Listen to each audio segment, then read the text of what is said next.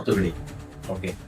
அது மறக்க முடியாத ஒரு போஸ்டிங்னு வச்சு யாரும் காசு பணம் கொடுத்து கிளினிக்கை திறக்கல. பேசிக்லி என்னோட கேரியரே வந்து பப்ளிக் ஹெல்த்லேயே முடிஞ்சிருச்சு. அரசாங்கத்திலேருந்து வழியாகும். என்னோட பாலிசி அவனுக்கு என்ன பிரச்சனை?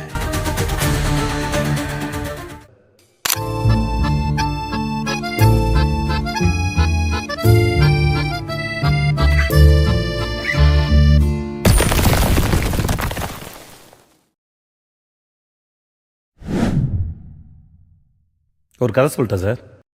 Alright, without further delay, a very good evening to everyone.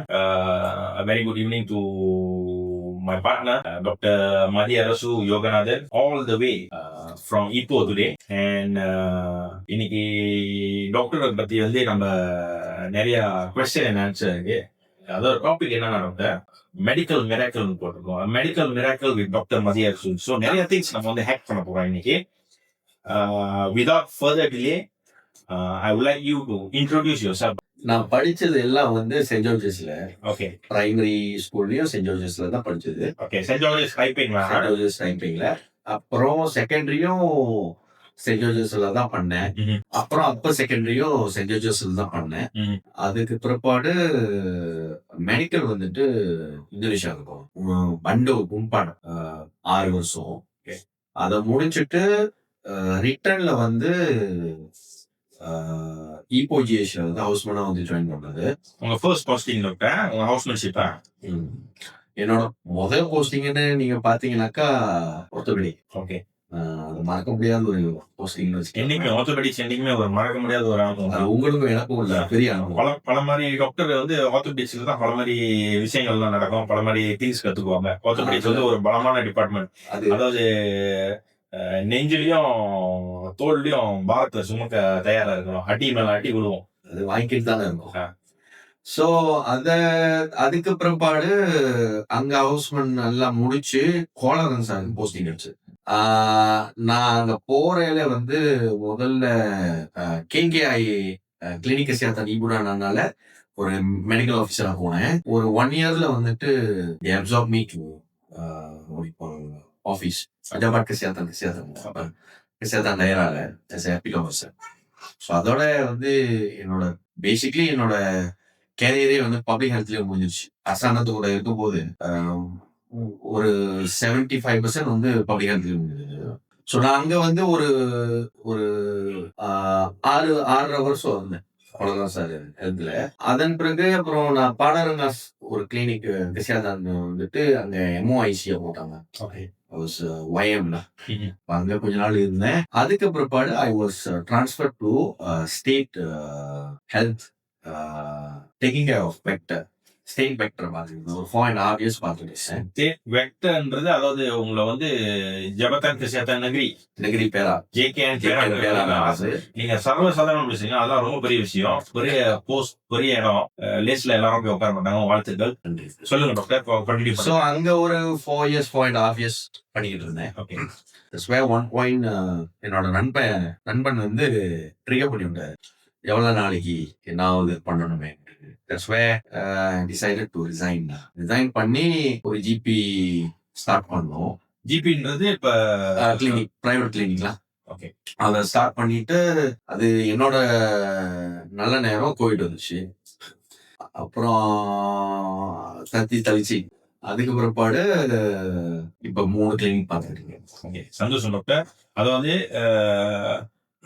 குறுகிய காலத்துல ஒரு சின்ன வயசுல நீங்க வந்து ஒரு அரசாங்க மருத்துவரா இருந்தும் பிற்பாடு ரிசைன் பண்ணிட்டு நீங்க வந்து ஒரு என் கணக்கு சொன்னாக்கா இப்ப வந்து நீங்க வந்து டாக்டர் பிளஸ் தொழில் அதிபர் தான் சொல்ல முடியும். ஏன்னா from 1 you started and you branch out to 3. So அது வந்து லேஸ்ல வந்து எல்லாருக்கும் வராது. ஏன்னா நம்ம அதாவது டாக்டர் பேக்ரவுண்டும் எனக்கும் தெரியும். ஏன்னா நம்மளுக்கெல்லாம் we are self made. we are all self made. யாரும் காசு பணம் கொடுத்து கிளினிக்கை திறக்கல. ஆமா. ஸோ ஸ்வயம்புன்னு சொல்லலாம். அப்படி உருவானதுல வந்து நான் உங்களுக்கு பெரிய வாழ்த்து சொல்லுவேன்.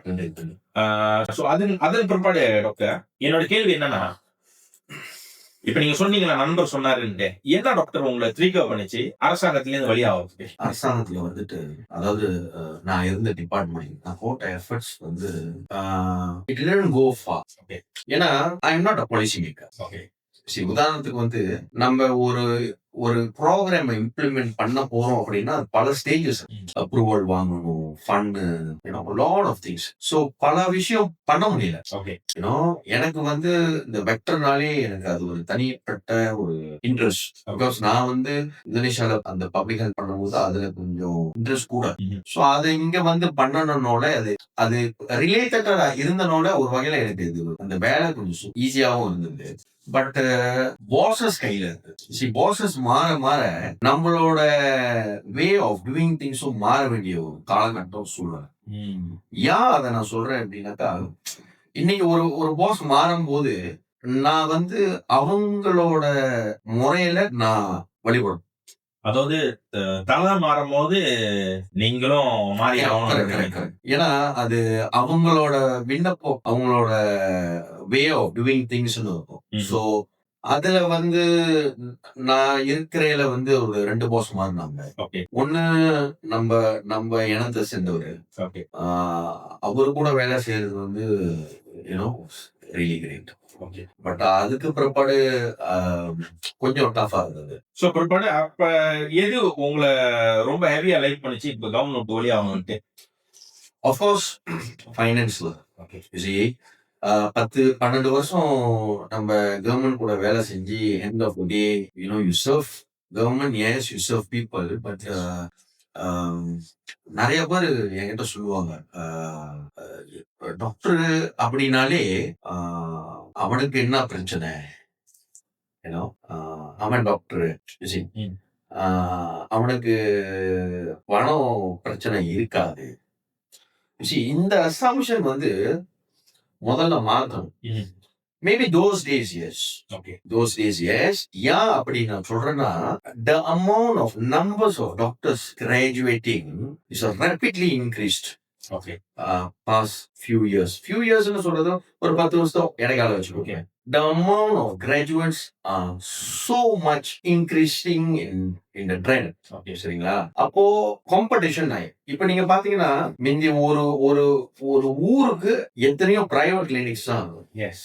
இப்ப ஒரு தெருவுக்கு இத்தனை கிளினிக் அப்படி வந்துருச்சு. நியாயமான விஷயம். அப்போ டாக்டர் அப்படிங்கிறது வந்து பணம் மட்டும் இல்ல, அது பேஷனும் இருக்குது. அதை நோக்கி நிறைய பேர் போறது இல்ல. நான் சொல்லணும் அப்படின்னாக்கா, இப்ப 3 கிளினிக் நான் வச்சிருக்கேன் அப்படின்னாக்கா இன்ட்ரெஸ்ட் உங்களுக்கு தெரியும் என்னோட இன்ட்ரெஸ்ட் என்னன்ட்டு. சோ ஒரு கிளினிக்லயும் வந்து நான் வேற விஷயம் பண்ணிட்டு இருப்பேன். ஐ கேட்டர் டு த பப்ளிக். இந்த இப்ப எனக்கு உதாரணத்துக்கு முதல் கிளினிக் உங்களுக்கு தெரியும், அது வந்து என்னோட சுத்தி இருக்கிறவங்க எல்லாமே B40. ரைட். அத நீங்க பாத்தீங்க அப்படின்னாக்கா B40னாக்கா அந்த மடானிக்கு வரும். ரைட்டா. 90% ஆஃப் மை பேஷன்ஸ் வந்து மலேஸ். இன்னொரு கிளினிக் வந்து அது லோக்கலிட்டி எல்லாம் சைனீஸ். சரிங்களா. இன்னொரு கிளினிக் அதோட லோக்கலிட்டி எல்லாம் பாத்தீங்கன்னாக்கா ஒரு டவுன் ஏரியான்னு வச்சுக்கலாம். ஸோ ஒன்னொன்னு ஒவ்வொரு ரகம். ஸோ நம்ம அது எப்படி கொண்டு போறோம் வியாபாரத்தை, எஸ் ஆஃப்கோர்ஸ் இட்ஸ் அபவுட் சம்பாதிக்கிறது, பட் ஒவ்வொரு கேட்டகரி ஆஃப் பீப்புள் வந்து வேற. சோ நம்ம அதுக்கு ரெடியா இருக்கணும், அது சமாளிக்க தெரியணும். It's not easy. அந்த தேவையெல்லாம் கத்துக்கணும். அது ரொம்ப